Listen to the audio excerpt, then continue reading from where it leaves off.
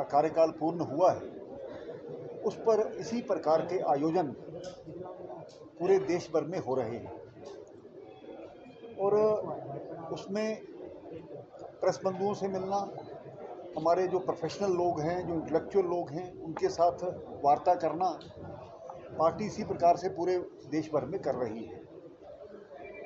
और ख़ास करके 10 साल और 11 साल का जो मोदी सरकार का पीरियड रहा है, जो हमारी मेन नीति थी पंडित दीनदयाल उपाध्याय जी की जो आर्थिक नीति थी, या अंत्योदय का जो मंत्र है हमारा, उसी के आधार पर है।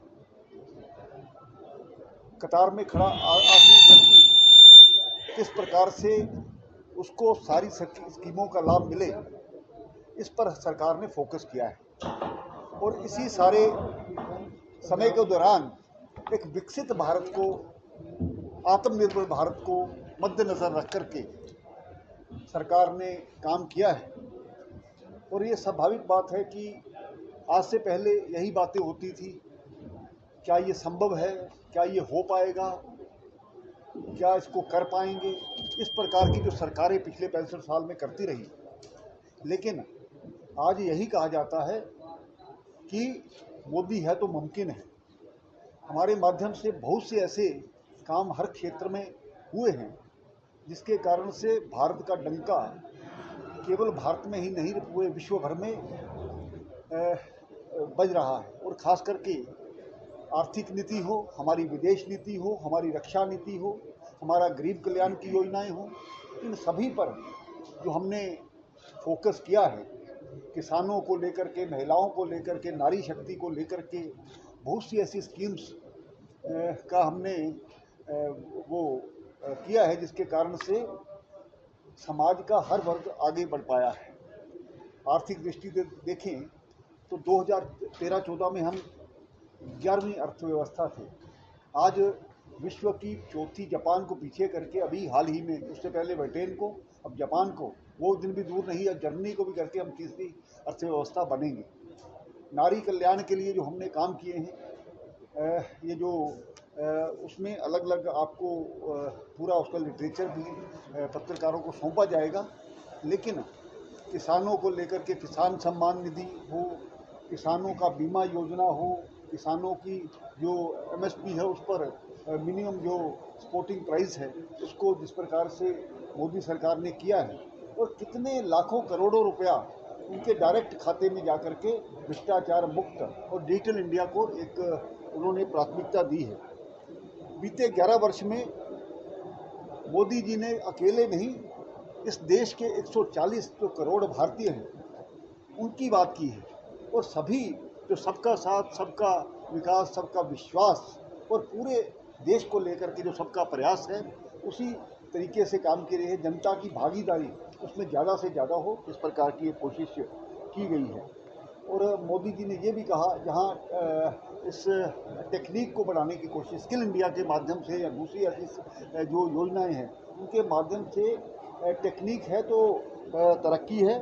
शासन को जब उन्होंने कहा कि ये खाली ये शासन नहीं है, एक सेवा का एक माध्यम है, और ये उनके जो कार्य प्रणाली है उसमें हमने ये सब चीज़ें देखी हैं। सरकार अब किसी भी चीज़ में जनता के साथ सहभागी बने, उसके लिए इस प्रकार की कोशिश की है। हमने देखा है कि हालांकि ये जो कुछ ऐसे काम उन्होंने आते ही योगा का किया, स्वच्छ भारत का जो किया, उसमें जनता की भागीदारी के साथ जो हमने काम किया उसमें हम सफल भी हो पाए, और जनता को खुद अपने आप में लगने लगा कि इस देश के शासन को चलाने के लिए कहीं ना कहीं हम भी हैं।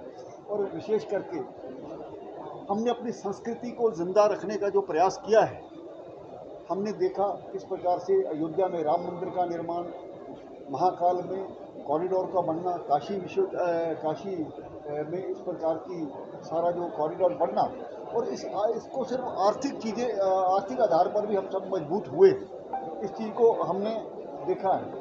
तो इसके अलावा भी हाल ही में जो कुंभ की हमने देखी, उसके माध्यम से ये जो हमारा संस्कृति है, हमारी जो सभ्यता है, उसको आगे बढ़ाने में कितने लोगों को वहाँ पर नौकरी मिली, कितने लोगों ने काम किया, आने वाले समय में टूरिज्म को बढ़ावा दिया जा रहा है, उसमें कितने लोग इन्वॉल्व होंगे, इस सभी को हम देखेंगे। और विशेष करके आज मोदी जी ने ये बात कर दी है कि अगर हम सरकार के माध्यम से परफॉर्म करेंगे, पॉलिटिक्स ऑफ परफॉर्मेंस इसको बना दिया है। पहले ये किया जाएगा, हम आश्वासन देते हैं, ये करते हैं, इस प्रकार की बातें हुआ करती थी। लेकिन उसी का परिणाम है कि आज तीसरी बार मोदी जी जिस प्रकार से 2014 में एक नेता के रूप में उभरे थे, उससे पहले गुजरात के मुख्यमंत्री रहे और उन्होंने जिस प्रकार से परफॉर्म किया, उसी के आधार पर वो तीसरी बार सरकार में आए। और हमें लगता नहीं कि दूर दूर तक जो लोग केवल परिवारवाद की राजनीति करते थे, भ्रष्टाचार की राजनीति करते थे या अपीसमेंट की राजनीति करते थे, आज वो हाशिए पर खड़े हो गए हैं, आज वो कहीं नज़र नहीं आ रहे। 2014 से पहले भ्रष्टाचार, घोटालों और विशेष करके तो तुष्टीकरण का, एक विशेष समाज के लिए जो तुष्टीकरण का काम किया जाता था, हमने देखा है। हमारी पार्टी यही कहती है, जस्टिस फॉर ऑल और अपीसमेंट ऑफ नन। आज किसी के साथ जाति के आधार पर, धर्म के आधार पर, भाषा के आधार पर किसी को भी सरकारी स्कीम का लाभ नहीं पहुंचता है। जो भी है वो सरकार के माध्यम से पहुंचता है। हम दुनिया की सबसे बड़ी अर्थव्यवस्था के रूप में देखे हैं। अभी हमने प्रदर्शनी का उद्घाटन किया है। मेक इन इंडिया के माध्यम से हमने जो पूरे विश्व, हाल ही के जो ऑपरेशन सिंदूर में हमने पाकिस्तान को वहाँ पर टेस्ट करके भी दिखाया और दुनिया में कॉरिडोर बनना, और इसको सिर्फ आर्थिक चीज़ें, आर्थिक आधार पर भी हम सब मजबूत हुए। इस चीज़ को हमने देखा है। तो इसके अलावा भी हाल ही में जो कुंभ की हमने देखी, उसके माध्यम से ये जो हमारा संस्कृति है, हमारी जो सभ्यता है, उसको आगे बढ़ाने में कितने लोगों को वहाँ पर नौकरी मिली, कितने लोगों ने काम किया, आने वाले समय में जो टूरिज्म को बढ़ावा दिया जा रहा है, उसमें कितने लोग इन्वॉल्व होंगे, इस सभी को हम देखेंगे। और विशेष करके आज मोदी जी ने ये बात कर दी है कि अगर हम सरकार के माध्यम से परफॉर्म करेंगे, पॉलिटिक्स ऑफ परफॉर्मेंस इसको बना दिया है। पहले ये किया जाएगा, हम आश्वासन देते हैं, ये करते हैं, इस प्रकार की बातें हुआ करती थी। लेकिन उसी का परिणाम है कि आज तीसरी बार मोदी जी जिस प्रकार से 2014 में एक नेता के रूप में उभरे थे, उससे पहले गुजरात के मुख्यमंत्री रहे और उन्होंने जिस प्रकार से परफॉर्म किया, उसी के आधार पर वो तीसरी बार सरकार में आए। और हमें लगता नहीं कि दूर दूर तक जो लोग केवल परिवारवाद की राजनीति करते थे, भ्रष्टाचार की राजनीति करते थे या अपीसमेंट की राजनीति करते थे, आज वो हाशिए पर खड़े हो गए हैं, आज वो कहीं नज़र नहीं आ रहे। 2014 से पहले भ्रष्टाचार, घोटालों और विशेष करके तो तुष्टीकरण का, एक विशेष समाज के लिए जो तुष्टीकरण का काम किया जाता था, हमने देखा है। हमारी पार्टी यही कहती है, जस्टिस फॉर ऑल और अपीसमेंट ऑफ नन। आज किसी के साथ जाति के आधार पर, धर्म के आधार पर, भाषा के आधार पर किसी को भी सरकारी स्कीम का लाभ नहीं पहुंचता है। जो भी है वो सरकार के माध्यम से पहुंचता है।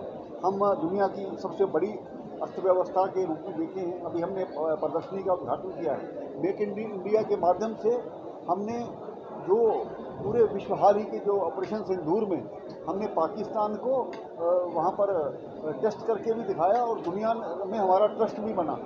इस चीज़ को हम देख सकते हैं।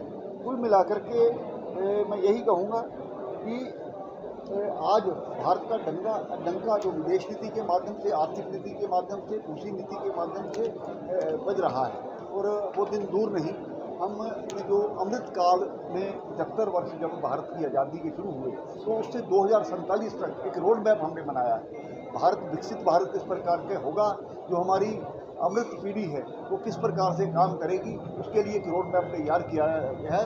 और अभी यहाँ जो कार्यक्रम होगा उसमें भी इसके बारे में सभी बताया जाएगा। मैं कुल मिलाकर के आपको जो लिटरेचर देते हैं उसके माध्यम से यही कहूँगा कि आज जो मोदी सरकार की उपलब्धियाँ हैं, किसी को बताने की जरूरत नहीं है। जनता ने स्वयं, चाहे वो किसान हो, चाहे महिला हो, चाहे आम व्यक्ति हो, चाहे आयुष्मान के माध्यम से हर व्यक्ति उसका लाभ ले रहा है। हमने कोविड का समय भी देखा, पूरे देश 140 करोड़ लोगों की जो प्रधानमंत्री ने चिंता की और यही नहीं, जो विदेश में भी हमारे आसपास के मुल्कों की उन्होंने चिंता की है, उसके माध्यम से हम विश्व गुरु बनने की तरफ अग्रसर हो रहे हैं, बढ़ रहे हैं। मैं आपका धन्यवाद करता हुआ कि आप इस प्रकार की उपलब्धियों को अपने माध्यम से, चाहे वो जो मीडिया के माध्यम से, इसको आगे बढ़ाएंगे, ऐसे विश्वास के साथ आपका बहुत बहुत धन्यवाद। कविंदर जी, उपलब्धियां 11 साल की गिनवाई गई, लेकिन कहीं ना कहीं अगर देखा जाए जम्मू कश्मीर की जनता आज भी मूलभूत सुविधाओं से वंचित है। 7 महीने पहले बनी हुई सरकार को लेकर जो विपक्ष है उन द्वारा प्रदर्शन किए जाते हैं पानी और बिजली के मुद्दे को लेकर, जबकि पहले सरकार भाजपा की रही, फिर एलजी प्रशासन रहा। तो क्या लगता है कि 7 महीने के अंदर वो सरकार वो ठीक कर सकती थी जो आज सड़कों पर भाजपा कार्यकर्ता उतरे थे?